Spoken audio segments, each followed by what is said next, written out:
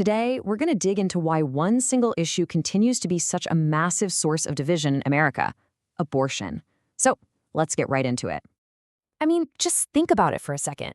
What if there was one issue powerful enough to influence Supreme Court picks, fuel nationwide protests, and yeah, even split families right down the middle? Well, that issue is abortion.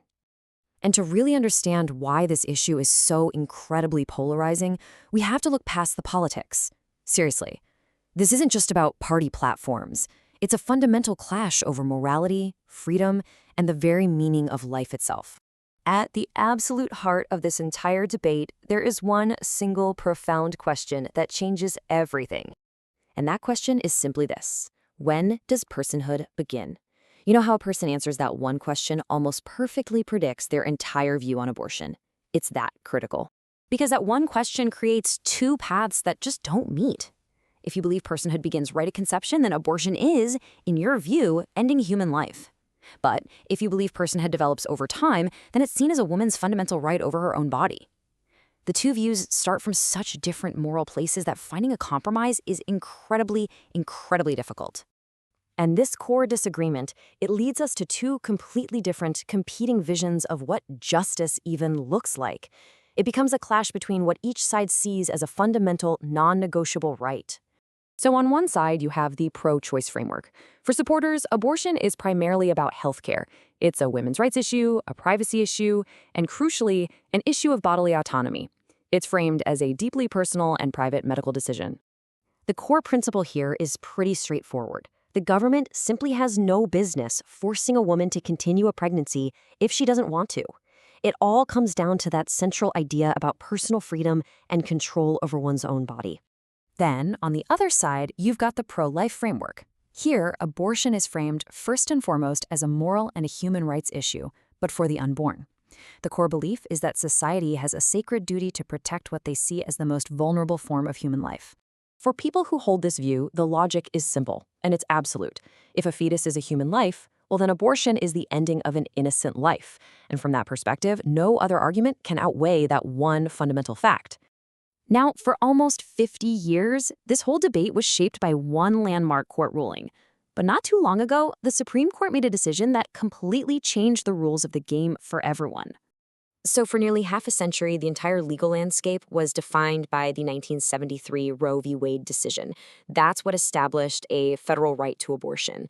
But that all changed in 2022 when the Supreme Court overturned it, sending the power to regulate or even ban abortion entirely back to each individual state. And here's the crucial part. What used to be a single legal debate at the federal level instantly became 50 separate political battlefields. So now, where a woman lives can dramatically change her access to abortion. It's created this patchwork of laws and really profoundly different realities all across the country. This shift to the states has made abortion one of the most powerful motivators in American politics.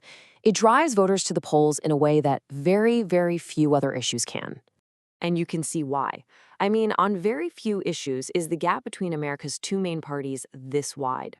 Polls consistently show that Democrats overwhelmingly support legal abortion, while Republicans largely oppose it. And that stark division makes it an incredibly powerful political tool.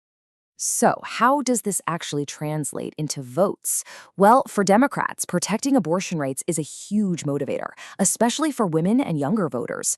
And for Republicans, promising pro-life policies really energizes their religious and conservative base. Candidates can absolutely win or lose an election based on this issue alone. But here's the thing. The fight over abortion isn't really just about abortion anymore.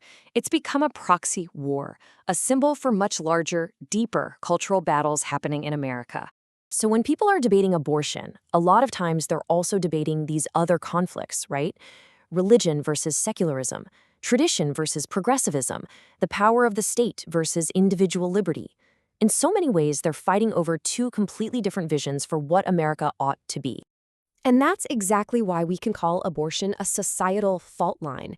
It's an issue that touches on almost every major value system a person can have: morality, law, personal freedom, religion. It's all wrapped up in this one debate. And when an issue runs that deep, a major division is almost inevitable. Which, of course, leaves us with the final and most challenging question. When both sides are absolutely convinced they are defending a fundamental human right, can America ever find common ground on this? Or is this a division that's simply here to stay?